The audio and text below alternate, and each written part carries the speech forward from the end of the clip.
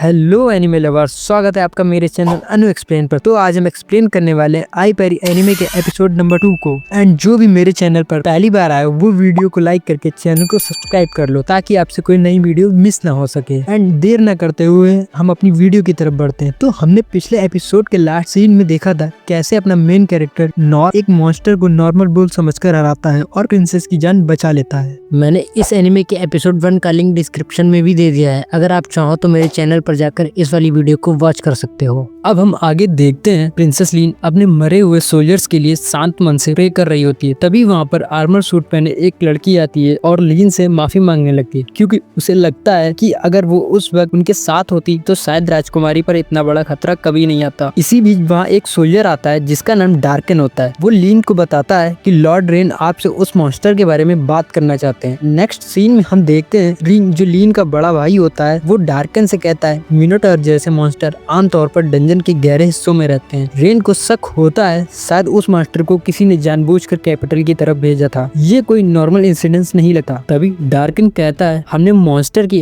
हमले वाली जगह को अच्छे से एग्जामिन किया है और उस जगह पर हमें एक रिंग मिली है जिसके थ्रू मिनोटॉर जैसे मॉन्स्टर को उकसाया गया था। उस अंगूठी में लगे हुए स्टोन को जादूगर ओकेन ने इन्वेस्टिगेट किया और उन्होंने बताया ये एक माना स्टोन है जो कि बहुत रेयर होता है और आसानी से नहीं मिलता। फिर डार्कन कहता है लीन को जिस मैजिक स्पेल से बांध रखा था ओकेन को उसी मैजिक स्पेल के ट्रेसेस स्टोन पर मिले हैं, जिससे सारे सबूत पड़ोसी राज्य मैजिक एम्पायर की तरफ इशारा करते हैं। ये सब सुनने के बाद रेन कहता है उसका अंदाजा बिल्कुल सही था। अब तो ये बात पक्की है कि उन्होंने लीन को मारने की साजिश की और हैरानी की बात तो ये है उन्होंने सबूत छुपाने की भी कोशिश नहीं की। रेन का मानना होता है कि शायद वो हमसे सीधा वार चाहते हैं और शायद इसके पीछे की वजह हमारे कैपिटल में मौजूद डंजन ऑफ द लॉस्ट का खजाना भी हो सकता है। इन सब बातों को साइड में रखकर रेन अचानक डार्कन से पूछता है वो बंदा कौन था जिसने लीन को मिनोटॉर से बचाया और वो भी सिर्फ एक मामूली सी तलवार से। इस पर डार्कन जवाब देता है हमारी टीम उस आदमी का पता नहीं लगा पाई। ये सुनकर रेन गहरी सोच में पड़ जाता है और कहता है आखिर कौन है वो इतना ताकतवर आदमी जो इतना सब कुछ करने के बाद हमारी सेना की नजरों से गायब हो गया। ये दोनों जिस बंदे की बात कर रहे होते हैं वो नॉर होता है। नॉर ने उस खतरनाक मॉन्स्टर को बस एक बुल समझकर हराया था। अब हम नेक्स्ट सीन में देखते हैं जैसे ही गिल्ड मास्टर नॉर को देखते हैं उसे हैरानी से कहते हैं तुम अभी तक जिंदा हो। ये सुनकर नॉर कंफ्यूज हो जाता है और इस बात का रीजन पूछने लगता है। तब गिल्ड मास्टर बताते हैं कल रात डंजन के पास वाले कंस्ट्रक्शन साइट पर बहुत ही खतरनाक मॉन्स्टर आ गया था। वो इतना ताकतवर था कि उसने महल के कई सैनिकों को मार दिया। वो आगे कहते हैं कल से तुम्हारा कोई अता पता भी नहीं था इसलिए मुझे तुम्हारी फिक्र हो रही थी। इस पर नॉर कहता है कल रात में बहुत थक गया था और इसीलिए सीधा घर चला गया। ये सुनकर गिल्ड मास्टर कहते हैं अच्छा हुआ तुम्हारा सामना उस डरावने मॉन्स्टर से नहीं हुआ। मेरे जैसा ए रैंक एडवेंचरर के लिए भी उस मॉन्स्टर को हराना बहुत मुश्किल होता। यहाँ पर नॉर की इनोसेंस साफ दिख जाती है। वो अपने मन में सोचता है क्या सच में इतने खतरनाक मॉन्स्टर एग्जिस्ट करते हैं। एंड फिर खुद से कहता है मैं तो कल एक सांड के हाथों मरते मरते बचा था। लेकिन नॉर को जरा भी अंदाजा नहीं होता कि गिल्ड मास्टर जिस मॉन्स्टर की बात कर रहे हैं असल में ये वही मॉन्स्टर होता है जिसे नॉर ने सिर्फ एक मामूली सांड समझकर अकेले ही हराया था। इसके बाद गिल्ड मास्टर नॉर को उसके काम के पैसे देते हैं और साथ ही उसे एक अच्छी जॉब ढूंढने की सलाह देते हैं। वो कहते हैं इस बेकार सी एफ रैंक एडवेंचरर की जॉब छोड़कर वो कहीं और ज्यादा अच्छे पैसे कमा सकता है। तभी नॉर के पीछे एक लड़की खड़ी होती है जिसका पूरा चेहरा ढका होता है। वो लड़की और कोई नहीं प्रिंसेस लीन होती है। लीन नॉर से कहती है मैं तुमसे मिलना चाहती थी। मैंने तुम्हें लॉन्ग रेंज डिटेक्शन स्किल्स का यूज करके तुम्हें ढूंढ निकाला। ये सुनकर नॉर कहता है तो तुम थीफ ब्रांच से हो। उस पर लीन कहती है नहीं मैं मैजिशियन ब्रांच से हूँ। मैंने अपनी ट्रेनिंग मैजिशियन ब्रांच से ही ली है लेकिन मैंने साथ ही अलग 6 ब्रांचेस की स्किल भी सीख ली। लीन की यह बात सुनकर नॉर हैरान रह जाता है। उसके लिए ये सब अनएक्सपेक्टेड होता है। तभी लीन नॉर से कहती है मैं भले ही जितनी पावरफुल हो जाऊं लेकिन आपके आगे कुछ भी नहीं है। ये सुनकर गिल्ड मास्टर थोड़ा कंफ्यूज हो जाते हैं एंड नॉर से पूछते हैं आखिर तुमने ऐसा क्या कर दिया है। इस पर नॉर थोड़ा घबराते हुए कहता है मैंने कुछ भी नहीं किया, आप मेरा यकीन करिए। फिर नॉर धीरे से गिल्ड मास्टर से पूछता है क्या मुझे इस लड़की से बात करनी चाहिए। इस पर गिल्ड मास्टर कहते हैं हाँ बिल्कुल करो और ध्यान रखना कहीं तुम इन्हें नाराज ना कर दो। इसके बाद लीन इनविजिबल एंड साउंड प्रूफिंग वाला मैजिक करती है ताकि उन्हें कोई देख और सुन ना सके।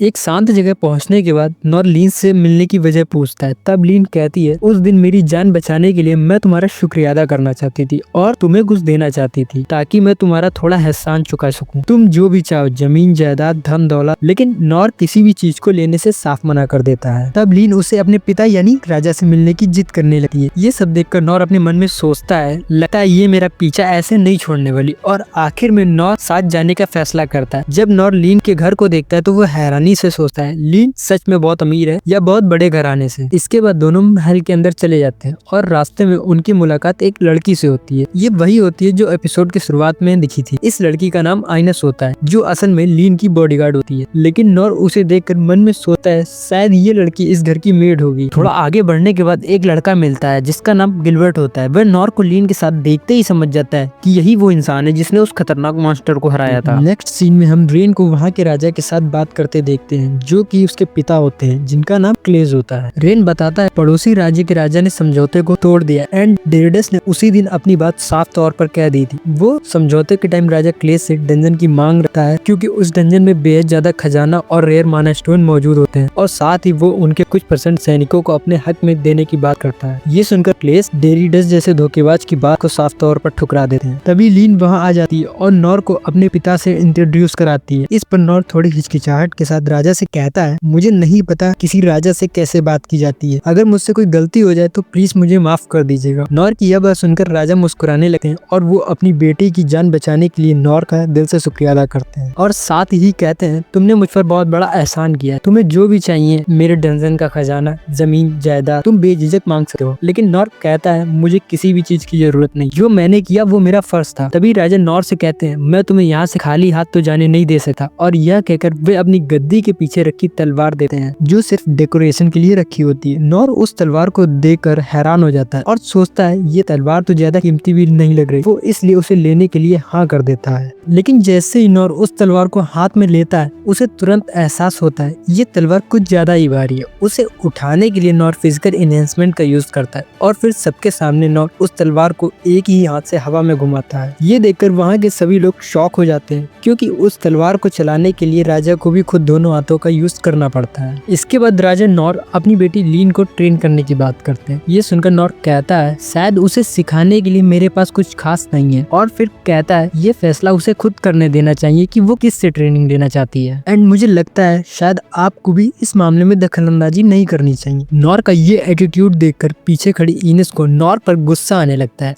एंड वह उसे घूरने लगती है, लेकिन राजा क्लेस नॉर के इस बात से पूरी तरह सहमत हो जाते हैं और मुस्कुराकर हंसने लगते हैं। नेक्स्ट सीन में हम देखते हैं नॉर महल से निकलते वक्त उस तलवार को गौर से देख रहा होता है। तभी उसे अचानक याद आता है अरे ये तलवार बिल्कुल मिसेस टेला के घर के बाहर वाली नाली जितनी चौड़ी है, जिससे कि वो नाली की सफाई और भी अच्छे से कर पाएगा। इस दौरान इनेस वहाँ आती है और नॉर पर शक करने के लिए उससे माफी मांगती है। इनेस बताती है मैं डिवाइन शील्ड से हूँ, मेरा काम राजकुमारी लीन को अपनी जान देकर भी प्रोटेक्ट करना है एंड आपने प्रिंसेस की जान बचाई है तो एक तरीके से आपने मेरी भी जान बचाई है। अगर आपको कभी भी कोई मदद चाहिए हो तो आप मुझसे कह सकते हो। तब नॉर को समझ आता है ये लड़की नौकरानी नहीं बल्कि एक एलाइट सोल्जर है। फिर इनेस थोड़ा सीरियस होकर कहती है आप यहाँ के राजा से इस तरह बात नहीं कर सकते जैसे कि वो कोई आम इंसान हो। आगे से आपको इस बात का ध्यान रखना होगा वरना ये आपके लिए ठीक नहीं होगा। इतना कहकर इनेस हल्की सी स्माइल के साथ नॉर का शुक्रिया अदा करती है और कहती है ये तो बस मेरा काम था। फिर वो नॉर से उसका नाम पूछती है। जैसे ही नॉर अपना नाम बताता है इनेस एक पल के लिए बिल्कुल चौंक जाती है जैसे ही उसने ये नाम पहले भी कहीं सुना हो और बिना कुछ कहे वहाँ से चली जाती है। तभी अचानक वहाँ गिलबर्ट आ जाता है और नॉर को अपने साथ चलने एंड फाइट के लिए चैलेंज करता है ताकि वो नॉर के स्ट्रेंथ जान सके। लेकिन नॉर मन ही मन थक कर सोचता है अरे यार आखिर मुझे घर जाने को कब मिलेगा। और इसी थॉट के साथ ये एपिसोड 2 यही खत्म होता है और मैं मिलूंगा एक नए वीडियो के साथ जल्द ही।